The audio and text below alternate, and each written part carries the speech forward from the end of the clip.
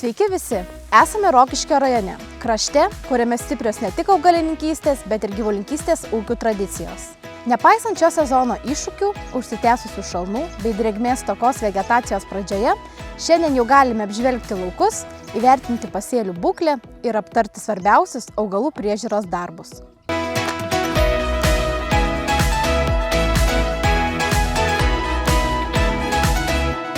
Esame žieminių kviečių pasėlyje Skagen. Javai šiuo metu jau yra pasiekę žydėjimo tarpsnį, tad galime aptarti jo būklę viso sezono metu. Šiame pasėlyje dėja neišvengiame ir ligų. Gegužės viduryje sulaukus kritulių bei susidarius palankioms sąlygoms pradėjo plisti miltligė. Javuose jau apčiuopus antrąjį bamblį, ūkininkas atliko pirmąjį fungicidinį purškimą, kurio dėka liga buvo pristabdyta ir išvengta didesnės žalos javams. Taip pat pasėlyje buvo stebimi ir kviečių dryžligės požymiai, todėl antrasis purškimas fungicidų buvo atliktas vėliavinio lapo tarpsniu, siekiant apsaugoti javų viršutinius lapus. Laiku panaudoti fungicidai padėjo pristabdyti ligų plitimą ir išsaugoti sveiką lapų plotą. O šiuo metu atėjus žydėjimo tarpsniui, ypatingą dėmesį reikėtų skirti varpų fuzariozės rizikai sumažinti. Tai viena pavojingiausių kviečių ligų, galinti ne tik sumažinti derlių, bet ir pabloginti grūdų kokybę.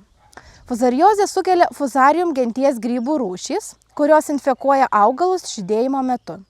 Grybeliui patekus į pagrindinę varpos ašį nutrūksta visų aukščiau esančių grūdų aprūpinimas maistinėmis medžiagomis. Užsikrėtę javai įgauna balkšvą spalvą, o ant grūdų gali susidaryti rausvos ar oranžinės spalvos grybo apnašos. Didžiausia ligos plitimo rizika susidaro tuomet, kai žydėjimo laikotarpiu vyrauja šilti ir drėgni orai, dažni lietūs, ilgai išsilaikanti rasa bei didelė oro drėgmė. Tad jeigu prognozuojami lietingi orai, o Rokiškio rajone pastarosiomis dienomis kritulių tikrai netrūksta, fungicidinį purškimą rekomenduojama atlikti žydėjimo pradžioje, kai pradeda žydėti vidurinė varpos dalis. Būtent šiuo metu fuzariozės rizika kviečiams yra didžiausia. Dar norėčiau paminėti, kad būsimo derliaus pagrindas formuojamas ne tik antžeminėje augalo dalyje, bet ir dirvožemyje, kuriame vystosi augalų šaknų sistema. Todėl labai svarbu reguliariai atlikti dirvožemio tyrimus, kurie leidžia tinkamai įvertinti dirvos būklę ir priimti ekonomiškai pagristus tręšimo sprendimus. Vienas svarbesnių rodiklių, kurį parodo atlikti dirvožemio tyrimai, yra dirvos reakcija pH. Net ir pakankamai patręštame lauke augalai gali stokoti tam tikrų elementų, jeigu dirvožemis yra per rūgštus.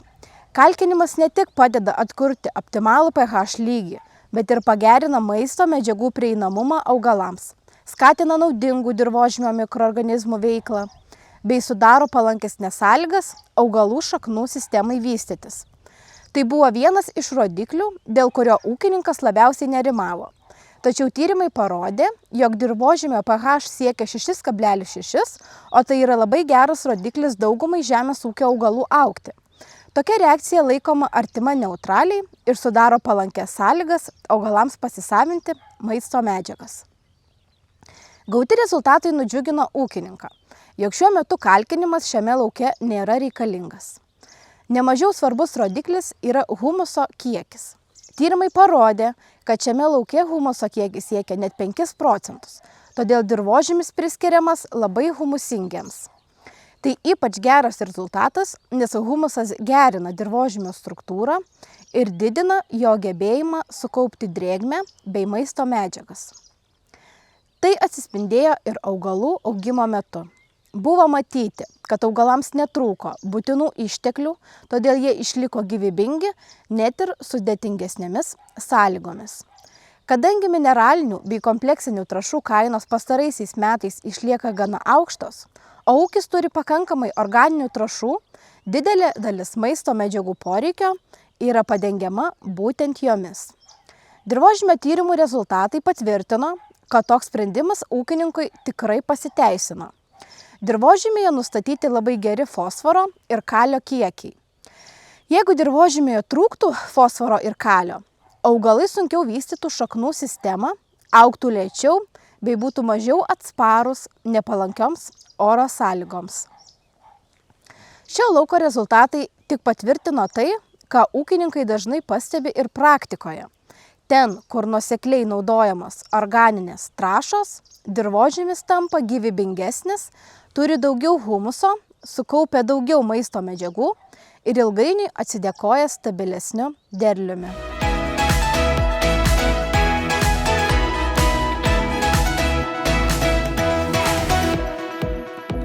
Šiame lauke auginamas pupos reda. Tai lietuviška veislė vertinama dėl gero prisitaikymo prie mūsų klimato sąlygų, stabilaus derlingumo ir gero atsparumo nepalankiems aplinkos veiksniams. Pupos yra vienos svarbiausių ankštinių augalų kultūrų, vertinamos dėl gebėjimo fiksuoti atmosferos azotą, gerinti dirvožemio savybės ir palikti gerą priešsėlį kitiems augalams. Tinkamai prižiūrimos pupos gali užauginti ne tik gausų, bet ir kokybišką derlių, tačiau tam būtina nuolat stebėti pasėlio būklę ir laiku atlikti reikalingus darbus. Šiuo metu pupos jau pradeda žydėti. Tai vienas svarbiausių pupų vystymosi tarpsnių, nes būtent dabar formuojasi būsimas derlius, žiedai, ankštys ir grūdai. Nuo augalų būklės žydėjimo metu labai priklausys galutinis derlingumas. Žydėjimo laikotarpiu ūkininkams patartina ypatingą dėmesį skirti ligų stebėjimui. Viena dažniausiai pupose aptinkamų ligų yra šokoladinė dėmėtligė. Šios ligos požymiai pasižymi tuo, jog pirmiausia ant lapų atsiranda smulkios, rusvai rudos dėmės, kurios ilgainiui išdidėja ir susilieja. Ši liga pažeidžia lapus, stiebus, žiedus ir ankštis.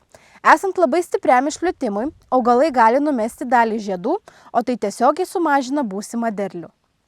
Didžiausia ligos plitimo rizika susidaro tuomet, kai vyrauja šilti ir drėgni orai, būtent tokie kaip šiomis dienomis.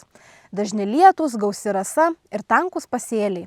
Tokiomis sąlygomis infekcija gali labai greitai išplisti visame lauke, tad ligų kontroliai labai svarbu laiku panaudoti registruotus fungicidus ir neleisti infekcijai išplisti iki viršutinių augalo dalių.